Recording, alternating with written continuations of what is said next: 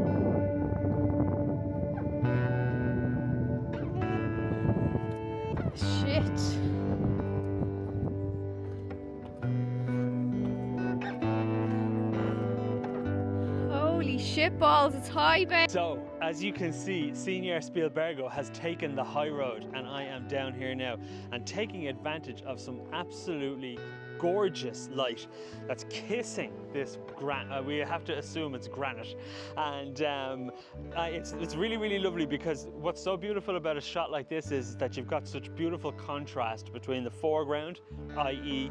the warmly lit granite with the boardwalk, and then of course it falls into that kind of darker background where it's being cast in shadow, and it is absolutely really fantastic, and the light is just moving so fast.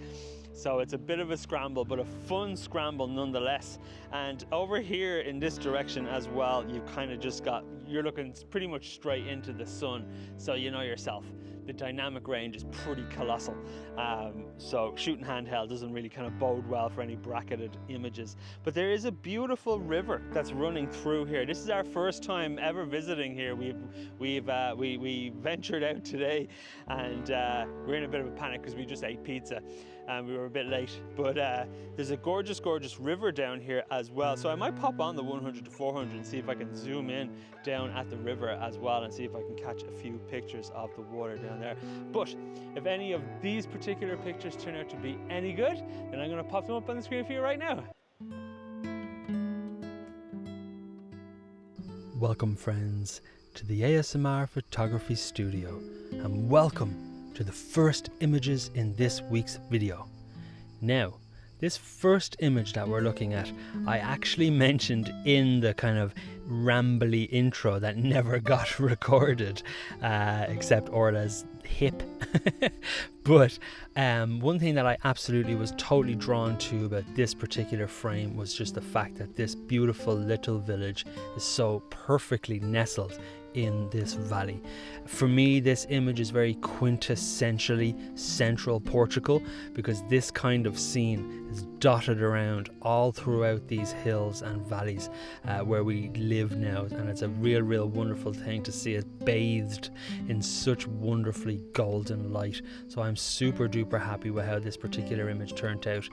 Now this next image that we're looking at is the image that I was just rambling about, and as Orla and I were literally just discussing, it's funny how light really dictates your frames, your compositions, and ultimately what draws you in when you are out taking photographs. And this for me is a very wonderful example of exactly that.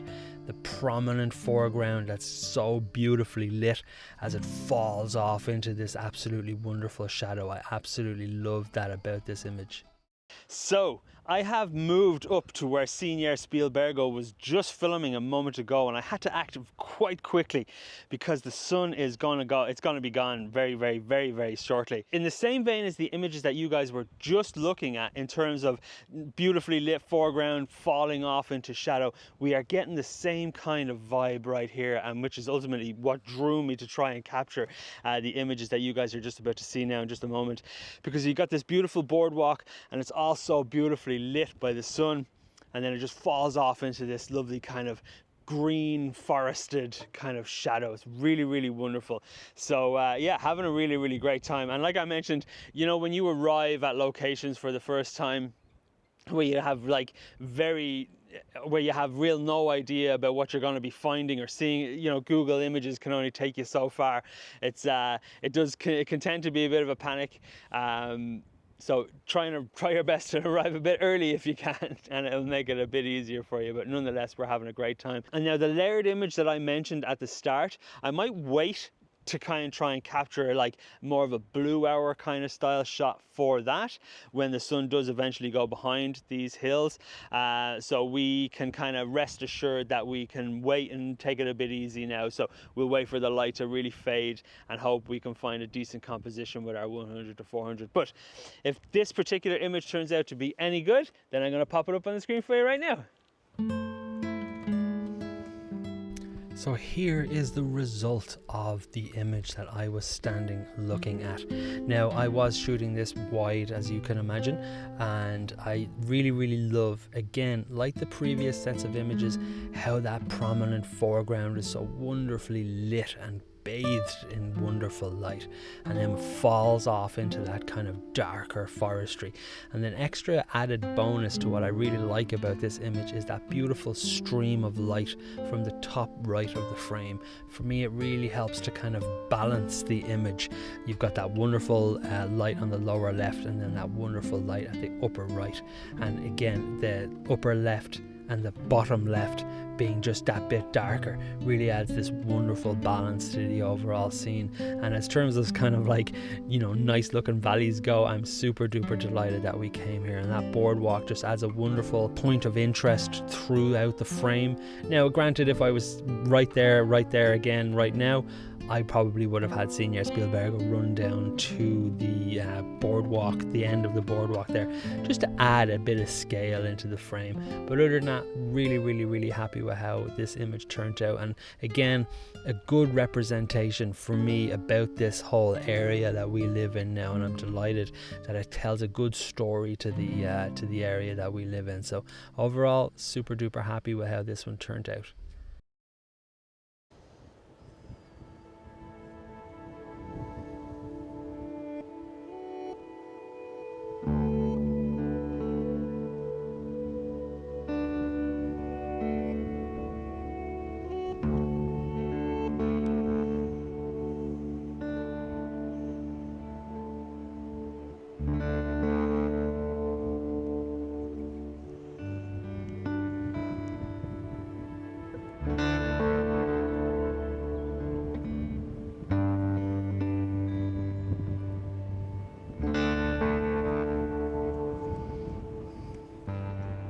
So I have now changed to my 100 to 400, and I really am enjoying the composition that I'm looking out at.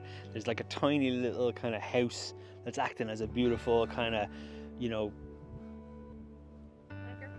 anchor point at the, you know, crossing of the Rule of Thirds. And I know photography, I'm a photographer, and there's some beautiful pastel-y light just fading so rapidly. I know I said a moment ago that I was going to wait a little bit, but I was like just framing up compositions and stuff. But the main point of this mad ramble is that there is a bit of a breeze blowing towards me here, unfortunately. So as you can see, I'm extended quite a lot at 400 millimeters, which technically where we're at now is probably around 561 point minus 12. And and so but it's still really, really wonderful. I have to manual focus because the focusing on this, while nice in good light, is really poor in kind of, you know, fading light. So I have manually focused. But you really, really got to make sure that you got to wait, if you can, for the breeze to find the moment to strike in between gusts, because it's quite shaky at the minute. And even though I'm shooting, like, I want to obviously try and shoot as high as I can without going too overboard on the ISO, because I don't want it to be super duper noisy because it's so faded. So we will see how this particular image turns out. So I'll wait for the blue hour for the light to fade a little bit more, and then I'll just pop up both variations of the images. So if this nice pastel-y one turns out to be any good, and then the one we are going to sit and wait for turns out to be any good, I'm going to pop them up on the screen for you and ramble about them a bit more for you there. So let's have a look. For me, this image is the best out of the bunch.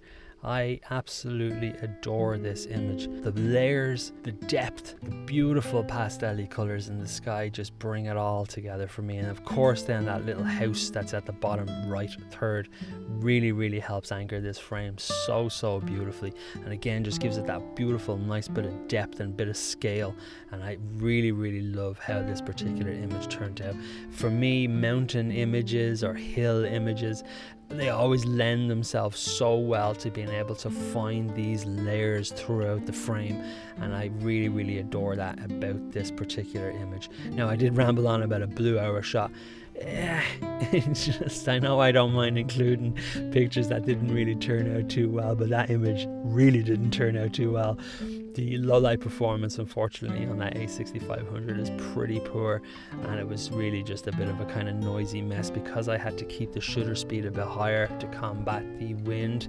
The ISO, of course, then had to be bumped up, and all the noise reduction software in the world really just didn't clean it up well enough for me. So maybe I'll post it on Instagram just so you can see it otherwise. But super duper happy with how this particular image turned out. But as a nice kind of consolation to not capturing that blue hour image, this next shot that we are looking at right now, I am delighted with. Very simple, very clean, very minimalist frame, and I love the silhouette of that tree as it's standing against the absolutely gorgeous deep yellow orange sky, and a nice way of kind of closing out this evening's shoot and this video. So super duper happy with how they all turned out, and in specifically the two that we just looked at. So very, very happy indeed. So folks, I think we are going to leave it here, and Orla and I can enjoy the rest of this gorgeous, gorgeous bit of light that is rolling across these hills. What a wonderful, wonderful place. Now, there is a lesson to all of this. If you made it this far, comment banana, and fair play to you. Arrive a bit earlier than you think you might need to, because when you're in a rush, you tend to panic, and you tend to be like, oh my God, I need to do this, I need to capture this, I need to photograph that. And in while some instances that can be, you know, a bit of a laugh, when you come to a place that's a bit more, I'm very used to photographing the ocean, we'll say, and those kinds of images you can be a bit more haphazard with, because you can kind of use the water to your advantage and all this, that way and the other. But when you're so heavily reliant on light as we were this evening, you have to make sure you give yourself plenty of time. Now obviously light on water is still gorgeous, don't get me wrong, but you know, there's a lot more kind of leeway when you photograph the ocean in that sense, more so than in scenes like these, because nothing else is moving, and as I said, you're really just relying on the light. So anyways, I am going to stop the ramble, folks. If you enjoyed the video, do please hit that like button, and if you fancy following along for more adventures like this one, you are most welcome to hit that subscribe button. And for now, I'll see you all in the next one. Take it easy, everybody. Cheers.